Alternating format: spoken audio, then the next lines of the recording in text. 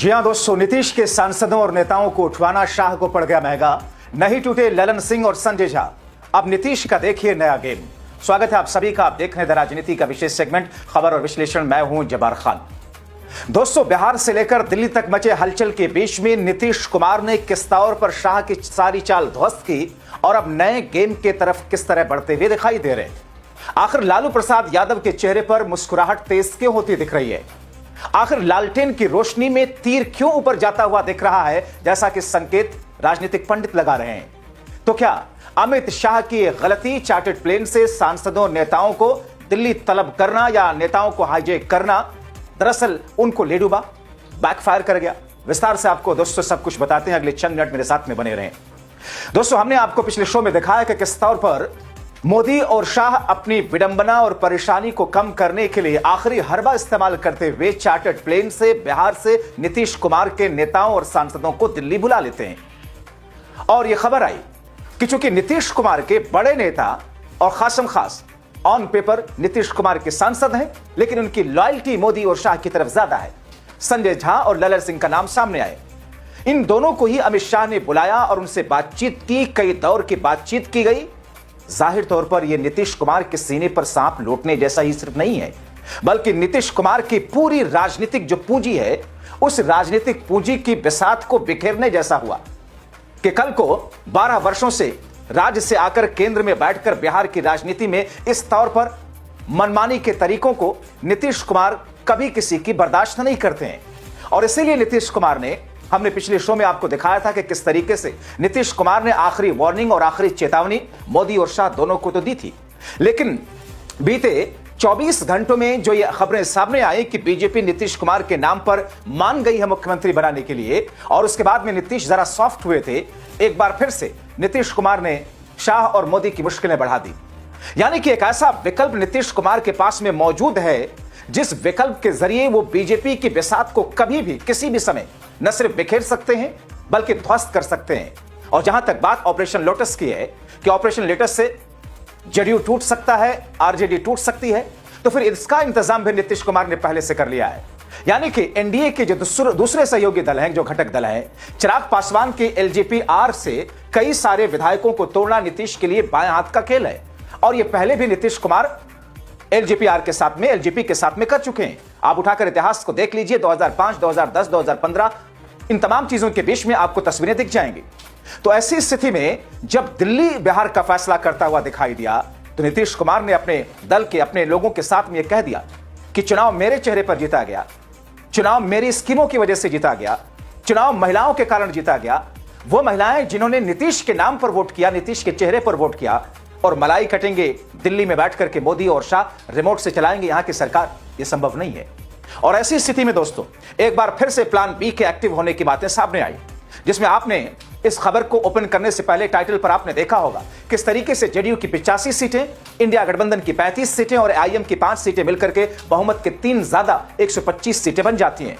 और यही वो गले की फांस है दरअसल बीजेपी के लिए, मोदी और शाह के लिए, जो इस बुनियाद पर आकर के, इस बिंदु पर आकर के अटक ही जाते हैं। इसलिए हर हाल में नीतीश की सारी बात मानने के लिए वो मजबूरन तैयार हो ही जाते हैं। तो ऐसे में दोस्तों एक बड़ा सवाल ये कि क्या अमित शाह ने एक बहुत बड़ा ब्लंडर किया था चार्टर्ड प्लेन भेज करके by hook by crook Nitish Kumar के सांसदों को दिल्ली खींच कर लाने के लिए? और खबरें तो ऐसे भी तैरने लगी कि सिर्फ ललन सिंह और संजय झा को ही दिल्ली नहीं बुलाया, बल्कि इसके अलावा अपने दूसरे कुछ लोगों के साथ में जेडीयू के कुछ विधायकों पर भी डोरे डालने की बैकडोर से कोशिश लगातार की जाती रही। मगर इन तमाम चीजों के बीच में 19 नवंबर काफी महत्वपूर्ण दिन है, क्योंकि 20 तारीख को शपथ होगा। 19 नवंबर को यानी कि कल आने वाले कल में नीतीश कुमार राज्यपाल को अपना इस्तीफा सौंपेंगे। याद कीजिए आज 18 नवंबर है। 17 नवंबर को नीतीश कुमार राज्यपाल के पास में गए थे, लेकिन इस्तीफा नहीं दिया था। लेकिन 19 नवंबर को राज्यपाल के पास पहुंचकर अपना इस्तीफा नीतीश कुमार सौंपेंगे। और ऐसी स्थिति में 20 तारीख को, 20 नवंबर को नीतीश कुमार का ही शपथ ग्रहण होना है, चाहे बीजेपी के साथ या बीजेपी के बिना। ऐसी स्थिति में मैं जल्दी से आपको नीतीश कुमार का यह पूरा का पूरा ट्रैक रिकॉर्ड दिखा देता हूं इस्तीफा सौंपने का राज्यपाल को जल्दी से, क्योंकि अपने इन कार्यकाल में 2005 से लेकर के जिस तौर पर नीतीश कुमार ने इस बीच में कितनी बार इस्तीफा दिया, कितनी बार शपथ लिया, यह भी आप लगे हाथ जान लीजिए। दोस्तों, उन्होंने 20 साल के कार्यकाल में 8 बार इस्तीफा दिया है, और कल जो इस्तीफा देंगे उसको मिला करके दोस्तों सबसे पहली बार उन्होंने 10 मार्च 2000 को इस्तीफा दिया था। वो तब की बात है जब वो मुख्यमंत्री तो बन गए थे लेकिन बहुमत साबित नहीं कर पाए थे। दूसरा इस्तीफा 2010 में हुआ था जब एनडीए को 2025 की तरह ही बंपर जीत मिली, तब विधानसभा भंग करके संवैधानिक नियम के तहत उन्होंने इस्तीफा दिया था। तीसरा इस्तीफा 17 मई 2014 को दिया जब एनडीए से अलग होकर के लोकसभा चुनाव में जेडीयू की करारी हार हुई थी। तब नीतीश ने जीतन राम मांझी को सीएम बनाया। 6 महीने बाद नीतीश ने जीतन राम मांझी को हटाकर फिर से मुख्यमंत्री पद संभाल लिया। इसके बाद में नीतीश कुमार ने चौथी बार इस्तीफा 2015 के चुनाव के बाद दिया जब महागठबंधन को जनादेश मिला और नीतीश फिर से सीएम बने। इसके बाद 5वीं बार नीतीश कुमार ने इस्तीफा 2017 में दिया जब महागठबंधन से अलग होकर एनडीए में वापस आए। 9 अगस्त 2022 को उन्होंने छठी बार इस्तीफा दिया, एनडीए से अलग होकर के महागठबंधन के साथ आए। 7वीं बार इस्तीफा दिया नीतीश कुमार ने 28 जनवरी 2024 को जब एक बार फिर से महागठबंधन से अलग हुए, एनडीए के साथ मिलकर के सरकार बनाई। अब चंद घंटों के बाद 19 नवंबर को 8वीं बार सीएम पद से इस्तीफा देकर नई सरकार का शपथ लेंगे। लेकिन साथ साथ में शपथ के बारे में आपको जल्दी से बता देता हूं, ग्राफिकली आप समझ लीजिए दोस्तों। सबसे पहली बार 3 मार्च 2000 को बिहार के मुख्यमंत्री पद की शपथ ली। दूसरी बार 24 नवंबर 2005 को शपथ ली। तीसरी बार 26 नवंबर 2010 को मुख्यमंत्री पद की शपथ ली। इस कार्यकाल को उन्होंने पिछली बार की तरह बिना इस्तीफा के 5 साल चलाया। चौथी बार 22 फरवरी 2015 को मुख्यमंत्री की शपथ ली। 5वीं बार 20 नवंबर 2015 को शपथ ली। छठी बार नीतीश कुमार ने 27 जुलाई 2017 को शपथ ली और 207वीं बार 16 नवंबर 2020 को शपथ ली। नीतीश का 8वां शपथ 10 अगस्त 2022 को हुआ था और अपना 9वां शपथ 28 जनवरी 2024 को ली थी और फिर से एनडीए में जब वो आ गए थे। अब 10वीं बार मुख्यमंत्री बनने की शपथ 20 नवंबर 2025 को लेने जा रहे हैं। दोस्तों, जिस तरीके से नीतीश कुमार का उतार चढ़ाव रहा है और जिस अंदाज में राजनीति के हर फ्लेवर को उन्होंने आपके सामने रखा है, अगर देश के तमाम राजनीतिज्ञों में से चाणक्य वाली राजनीतिज्ञ या चाणक्य वाली नीति की बात करें तो नीतीश कुमार उसमें टॉप 3 में जरूर आते हैं। क्योंकि नीतीश कुमार ने, आप उन्हें कुछ भी कह लीजिए, मगर 20 वर्षों से सत्ता पर काबिज होकर के बैठे हुए हैं और ऐसा नहीं कि इन 20 वर्षों में उनकी छवि खराब हुई हो, कभी नहीं हुई। कोई एक दाग उनके ऊपर आज तक नहीं लगा। एंटी इनकम्बेंसी तो छोड़ दीजिए, बम्पर तरीके से उनको इस चुनाव में सपोर्ट मिला।